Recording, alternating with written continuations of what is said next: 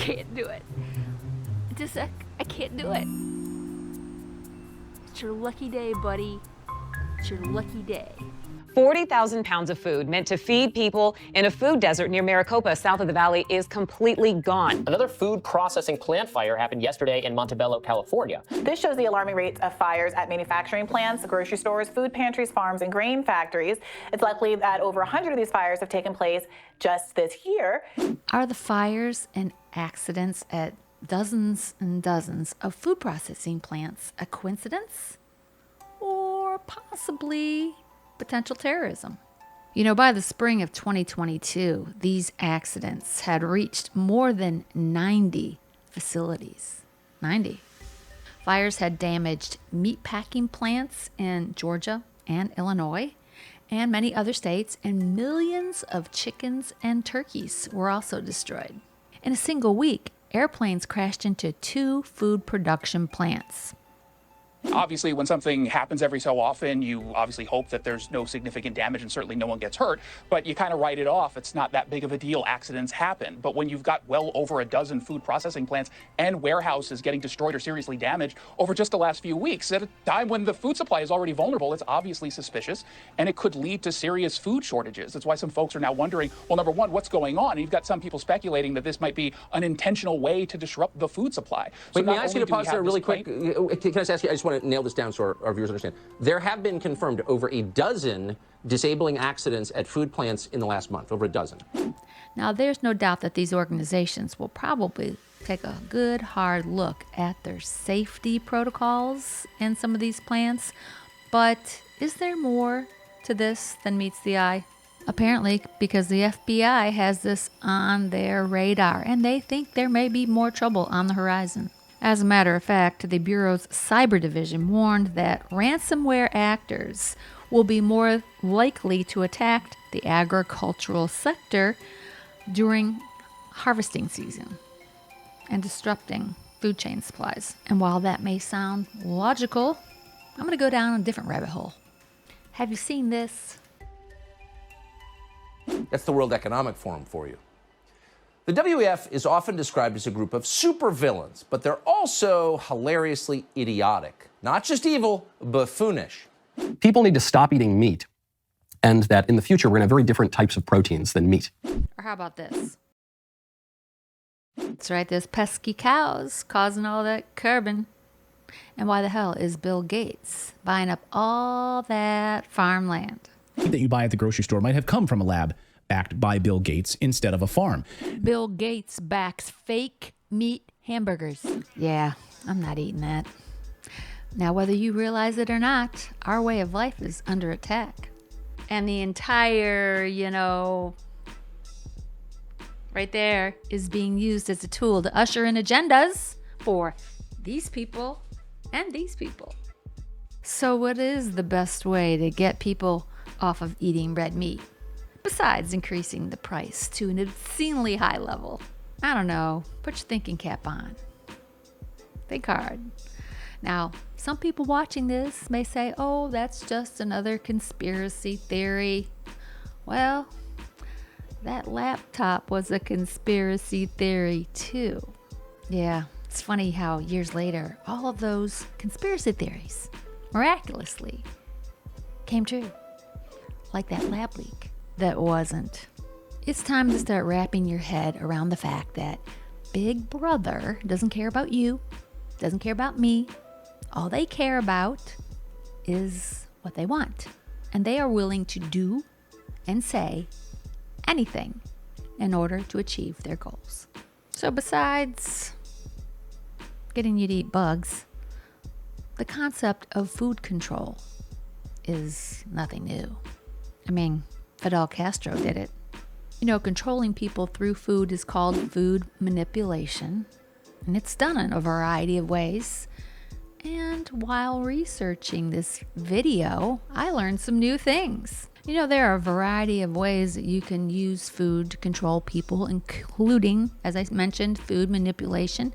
And apparently they can do this through food additives. There are some theories that suggest that putting substances in food can make people more compliant are easier to control, while others theorize that it could be used for more nefarious reasons. Apparently, some of the most common additives used for food manipulation purposes: MSG, aspartame, sodium aluminum sulfate. The jury is still out on how those substances could be used to actually control people. And control you will have if you are in charge of the food supply chain. I mean, why else is China buying up so much farmland here in the United States of America? As a matter of fact, here in the state of Florida, we have put in some laws to stop that. So stay tuned for that video. You know, if you're in charge of the food supply chain, you're making money, and lots of it. If Bill Gates has his way, the food of the future will resemble very little of what's on your plate today. See, Bill, he wants to tackle hunger and this right here, all at the same time. Yep, Mr. Gates wants to control food production, food patenting, from how it's processed. He wants to patent that too. He wants to control the seeds, even the microbiome in dirt. He wants to be in charge of all of it. Local food cultures and traditional diets could totally disappear if we allow companies and people like Bill Gates to be in charge of our food supply. They want you to eat ultra-processed foods. Fake meat created in a petri dish. Over the past few days, the United States Department of Agriculture, the kids call it the USDA for short, has just approved the sale of lab-grown meat from not one, but two companies funded by Bill Gates. That's right, folks. The man who wants to control every aspect of our lives is now trying to dictate what we eat. This process eliminates the need for animal slaughter, paving the way for meat production that doesn't require any animals at all. Secondly, proponents of lab-grown meat, the stuff you're seeing here on your screen, shows that there are significant environmental benefits. They say this, right? That traditional animal agriculture contributes significantly to greenhouse gas emissions and deforestation. So are we willing to sacrifice our health for the convenience of this lab-grown meat? Bill Gates doesn't want you to think about that. That's right. Meat cells combined with yeast cultures. Sounds tasty. Suddenly, the world I used to know, I see it differently. You know, last time I checked, ultra-processed food was not good for you. Yeah, so part of this is the bill wants to solve this. And by the way, we have the word police on this platform, so that's why I'm just showing it to you. He wants to sell you the Impossible Burger instead of eating real meat. And remember, there's a bunch of money to be made by saving this. Yes, there is.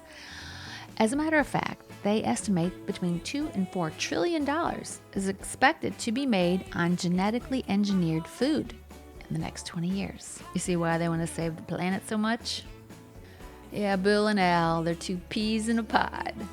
What's boiling the oceans, creating these atmospheric rivers and the rain bombs? So let's talk about this scenario right here. Did you know that satellites have detected methane emissions from belching cows in California from space? Why are we spending so much time, money, and effort spying on cows from space? It's a sickness or an obsession or both. So yes, the WEF has an entire set of rules for you and me. You know, you will own nothing, and apparently you will eat nothing either. Per the ideologues at the WEF, meat is bad, bugs are good. As a matter of fact, the World Economic Forum says that edible insects can produce equivalent amounts of quality protein when compared to animals. I did say that with a straight face. Insects require less care and upkeep than livestock. Yeah. We're actually running out of protein. Yeah, that's right. If you believe anything that they say, They say by 2050, we'll have 10 billion people here and we will have run out of protein. I don't know. Everything seems to have a date with the WEF. The world's going to end. You know, sky's going to fall. It's either 2050, 2030, or 2035. But there's a date for everything. What I want to know is how they came up with these dates. And strangely, they frequently get pushed out further and further. Everything's going to go to hell in a handbasket in 2050. So tell me, how do you feel about the no meat eating plan? No steaks, no hamburger, no bacon. Now that's just sacrilegious. I like bacon. Pepperoni on pizza? Come on! I'm not eating bugs, and I'm certainly not eating Petri dish cultured meat. I'll become a vegetarian before that happens. I'd love to know what you think. Are you ready to put some bugs on your plate? Now, whether you think that there is a coordinated effort to sabotage our food supply or not, jury's still out on that. There definitely is an effort to change what we eat. No doubt about that. The powers to be want to take control of our entire food supply chain, and that is not a good thing. And after everything I've learned over the past 3 years, from COVID to the laptop, all I know is anything's possible these days. Now, should get ready for the bird flu. Any bets on what month that's gonna come out? What's happening this year? But tell me what you think. And if I'm a betting man, something tells me I'm gonna have some really good comments to read. Don't let me down. And stay tuned for my video about the China land thing here in the state of Florida. I'm gonna do that so you can find out what's happening with that. If you got some value out of this video, make sure to give it a thumbs up, really helps the channel out. And of course, I'd love to see you here again, so subscribe if you haven't already done so. And I hope I see you here again soon. And don't forget to watch this video right here. It was meant just for you. This great reset is as serious and as dangerous a threat, and your freedom. When government forces you into something, a way of living, when has it actually ever worked out? Lies are all around you.